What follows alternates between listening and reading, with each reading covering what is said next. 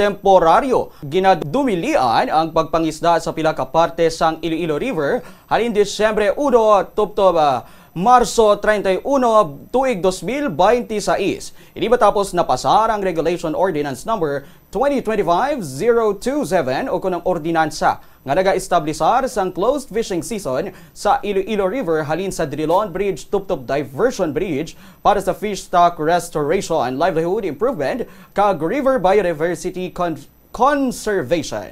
Sa interview sang Bomba Radio kay Ellie Estante, Executive Assistant for Agriculture, iyagit pahayag kay niyang nabase sa studies sang Bureau of Fisheries and Aquatic Resources o kon BFAR nga sa amo nga mga bulan ang spawning o kon pagpamuto sang mga isda kaangay sang bulgan.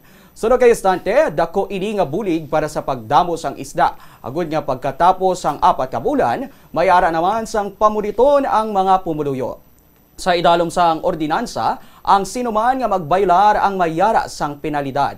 First offense, multa nga 1,000 pesos o kon community service. Second offense, multa nga 2,000 pesos o kon community service. Third offense, multa nga 5,000 pesos kag confiscation sang catch and fishing gears kag pag-impound sang fishing boat. Ang Office of the City Agriculturist ang nagakoordinar sa Bantay Dagat, Philippine National Police kag barangay officials para sa enforcement sang amo nga ordinansa. May close fishing season kita. Isa ini ka ordinansa nga nagahatag pag-ulikid sa aton mga marine resources, especially sa mga isda. Hatagan ta kimpong isda nga magbuto.